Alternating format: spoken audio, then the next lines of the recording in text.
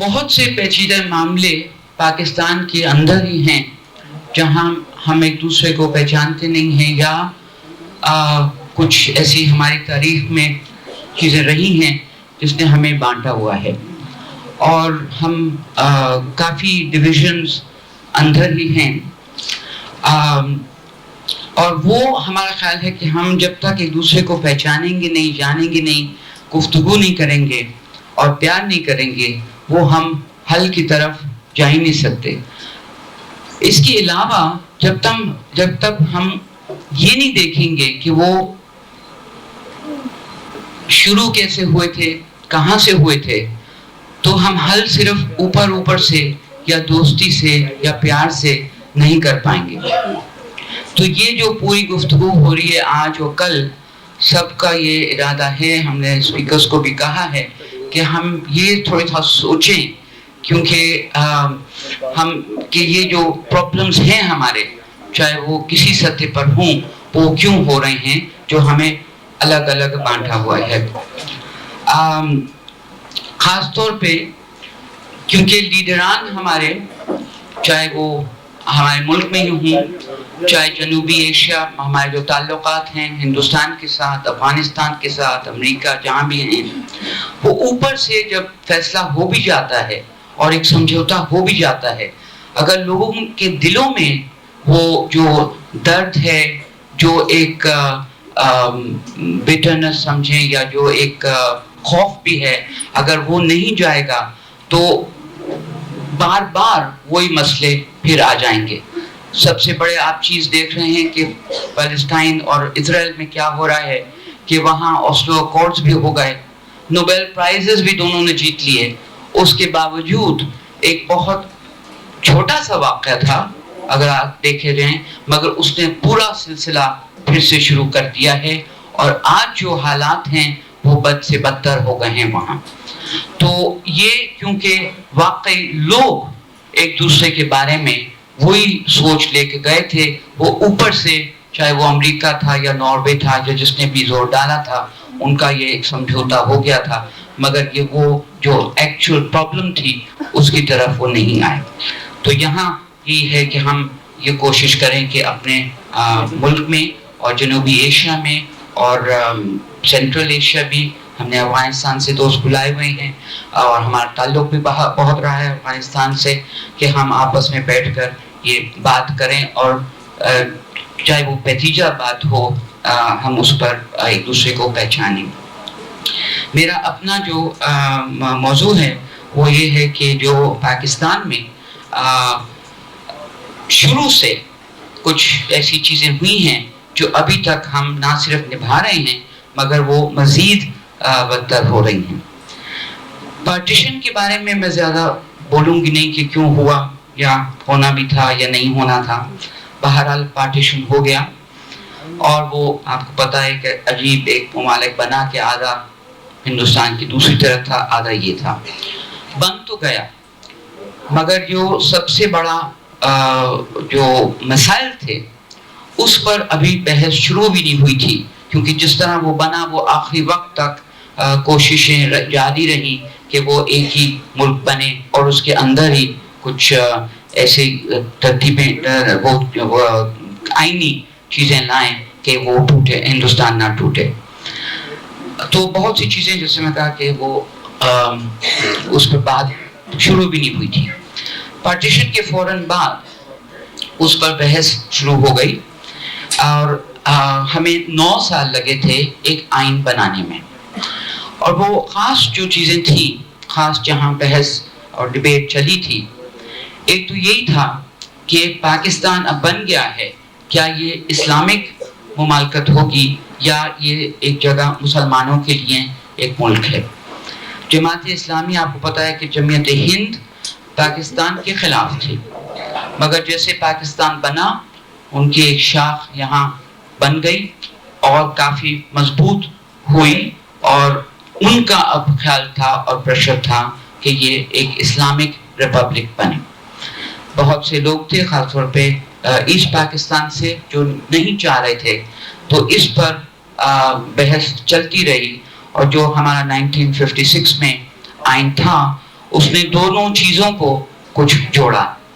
ایک طرف تو ہم اسلامک ریپبلک آف پاکستان بن گئے، مگر اسی آئین میں یہ ہے کہ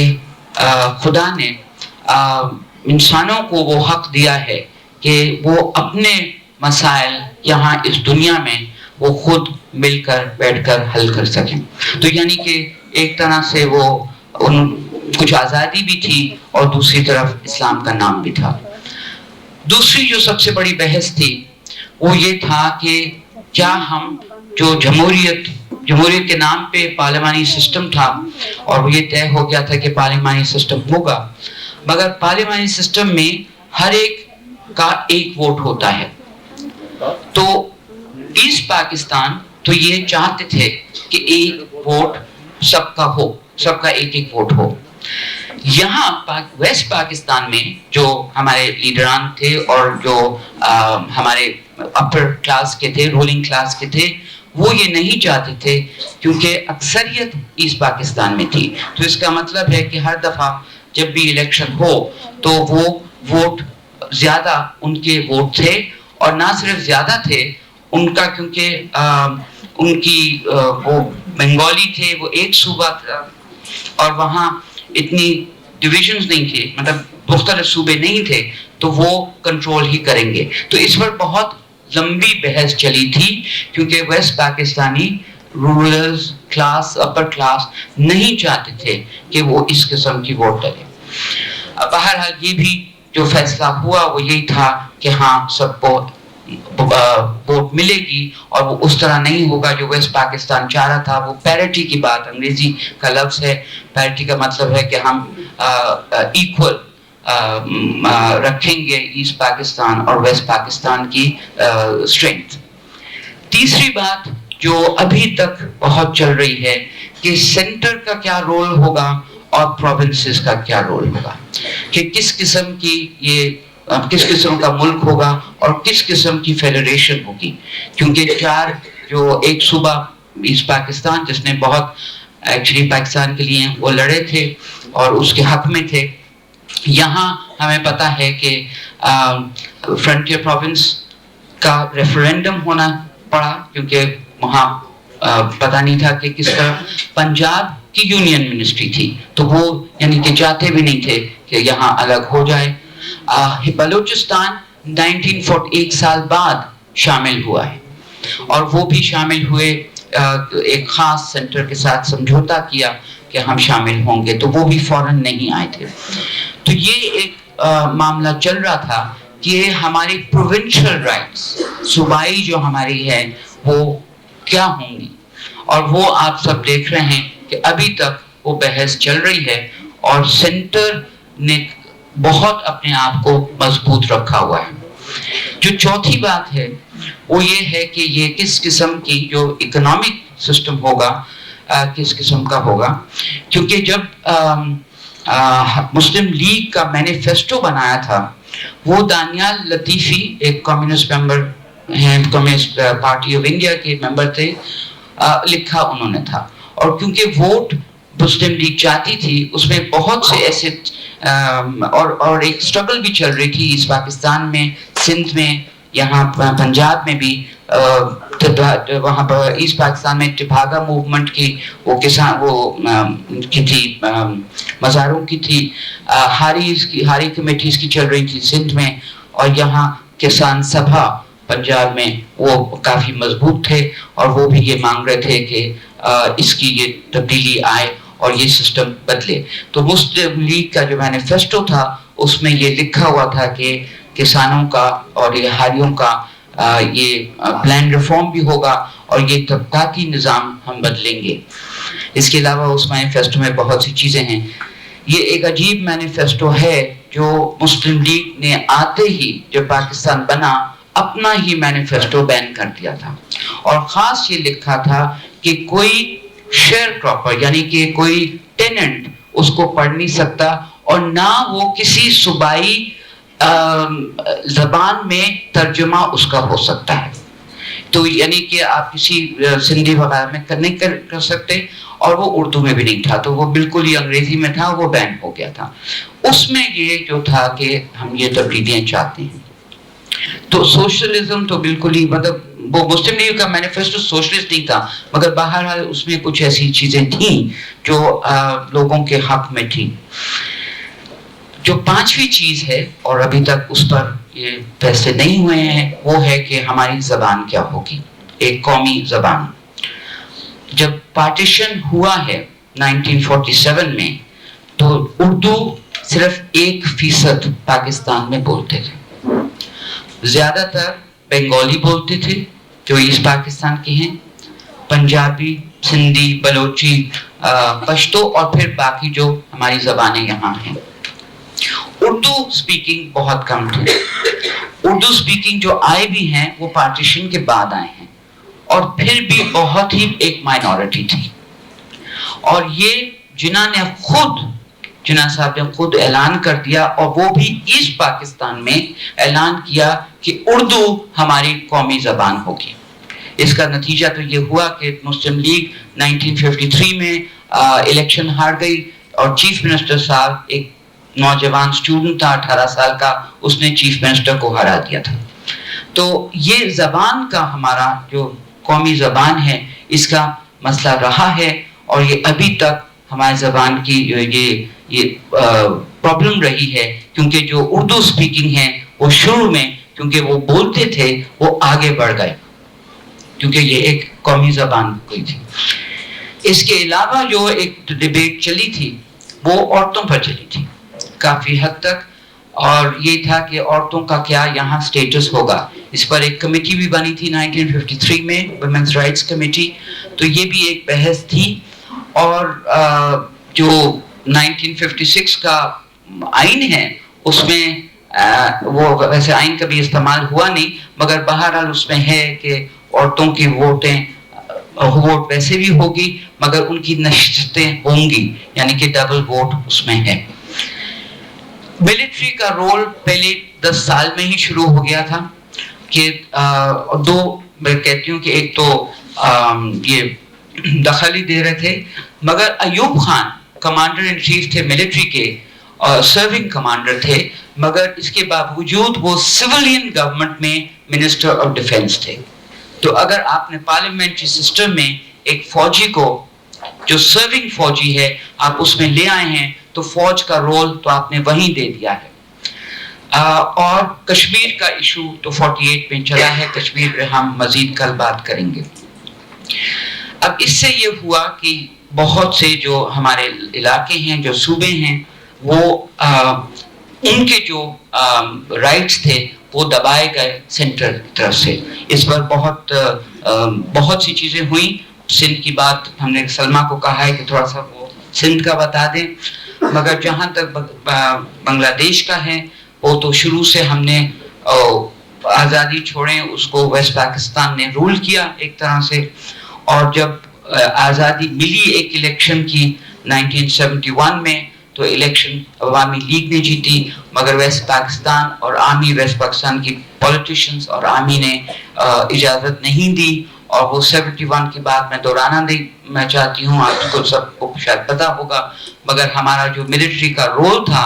وہ بہت ہی بھیانک تھا، اور خاص طور پہ جو جتنے لوگوں کو مارا، عورتوں کو ریپ کیا، جو اب سب حمود الرحمان رپورٹ میں کافی حد تک نکل آئی ہے۔ مگر یہ ابھی تک اس وقت بھی اور ابھی تک ایک ہمارے جیسے لوگ پھر بھی ہم میں ایک سناٹا ہے، پھر بھی ہم آواز نہیں اٹھا رہے۔ بہت چند آرگنائزیشنز ہیں، چند لوگ ہیں جو 1971 میں بول رہے تھے، اور اب بھی اس رپورٹ کے بعد بھی بہت چند لوگ ہیں جو کہہ رہے ہیں کہ کوئی مزید آگے اس پر بات ہو، یا ہم یہ اپولوجائز بھی کریں، یا کچھ ریپریشن یا اکنالج بھی کریں کہ یہ بات ہوئی تھی اور یہ ملٹری پاکستان کی ملٹری نے کی تھی۔ جہاں تک اب میں سکپ کر رہی ہوں، جہاں تک یہ آئیڈیالوجی آف پاکستان کی بات ہوتی رہتی ہے، یہ ایک کافی نئی چیز ہے۔ یہ اب میں بہت سے لوگ یہاں بیٹھے ہوئے ہیں جو زیادہ جانتے ہیں، جہاں تک میں جانتی ہوں مجھے یاد ہے کہ یہ ضیاء الحق کے دور میں زیادہ اس کی بات ہوئی، اور اس بات کو پکڑ لیا تھا کہ آئیڈیالوجی کیا ہے۔ خاص طور پہ جو 71 کے بعد تو وہ ہو گیا، ایسٹ پاکستان الگ ہو گیا، تو اسلام نے تو ہمیں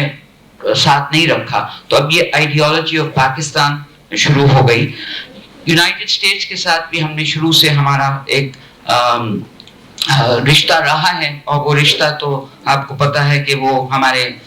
نہ صرف بزرگ ہیں, ہمیں بتاتے ہیں اور کرتے ہیں اور کرواتے ہیں. تیسری جو بات ہے جو شروع سے ہوتی ہوئی آئی ہے, وہ بات جب وہ مسلمان کی ڈیبیٹ ہو رہی تھی کہ یہ مسلمان اسلامک ریپبلک ہوگا کہ نہیں, اسی وقت یہ بحث شروع ہو گئی تھی کہ مسلمان کون ہے. تو 1952 یا 53 میں یہ قادیانیوں کو الگ کر دیا تھا, اور مطلب کہا گیا تھا وہ قادیانی کی رائٹس ہوئی تھی وہ پنجاب میں, لاہور میں تھی. تو یہ بات چلتی آئی, اور بھٹو کے دور میں یہ ہمارے آئین میں یہ ایک کلوز آ گیا ہے کہ ان کو ہم نے الگ کر دیا. اب ضیاء کے دور میں کیونکہ وہ بہت ہی مسلمان اور اسلام کی بات ہو رہی تھی, تو بہت ہی لمبی بحث چلی تھی کہ مسلمان کون ہیں, اور اس سے جو ہمارے جیسے لوگ ہیں اس وقت بھی ہمارا یہ خیال تھا یہ ہوگا, اور یہ ضرور ہوا کہ جب آپ کسی کی ایک ڈیفینیشن دے دیتے ہیں تو بہت سے لوگ باہر نکلتے جاتے ہیں. تو اس سے یہ جو سیکٹیرینزم, میں خود آپ کو بتاتی ہوں کہ اس سے پہلے میں نے سنا ہی نہیں تھا کہ یہ بریلوی کیا ہوتے ہیں اور حنفی کیا ہوتے ہیں, یہ کیا ہوتے ہیں. مشکل سے شیعہ سنیوں کو سنا ہوا تھا, مگر اس کے بعد یہ ہم اس میں آئے ہیں کہ فقہ بازی جو ہے, اور اس کے بعد اور اس کے بھی بہت سے پہلو ہیں, وہ ہم بات کریں گے. افغانستان کی جب بات کر رہے ہیں اور بھی بات کر رہے ہیں کہ کیا ہوا. ابھی تک پروونشل آٹونومی کی پرابلم ہے. 73 کی کانسٹیٹیوشن میں بھی ہے کہ سینٹر میں کہ صرف اختیار کم ہوں گے اور پروونسز کے ہوں گے, مگر ابھی تک آپ دیکھ رہے ہیں کہ سارا فیڈرل گورنمنٹ کے پاس جاتا ہے اور پھر وہ آہستہ آہستہ واپس آتا ہے, اور پروونشل رائٹس کا پرابلم ابھی تک ہے. عورتوں کا تو ہے ہی, عورتوں پہ ہم کل بات کریں گے. اب یہ ہے کہ مین جو میں آپ سے کہنا چاہ رہی ہوں, میرا اپنی جو انالیسس ہے کہ ہم نے جو سچویشن جو انگریزوں کی تھی, اور انگریز یہاں حکمران تھے, تو ہم نے ان کا جو سٹرکچر تھا وہی اپنایا. تو ہم نے ایک اسٹرانگ سینٹر, مضبوط ایک سینٹر رکھا, اور کسی کو اجازت نہیں دی, اور نہ ہم نے مانا کہ لوگ فرق بھی ہو سکتے ہیں اور ان کی اپنی ایک ڈائیورسٹی ہے اور اپنی شناخت ہے, اپنی زبان ہے. تو وہ ایک سینٹر بہت مضبوط رہا. دوسرا یہ ہے کہ جو ہمارا ملٹری کا رول رہا ہے خاص طور پہ پاکستان میں, وہ وہی رہا تھا کہ جو جیسے انگریزوں کے زمانے میں تھا, کہ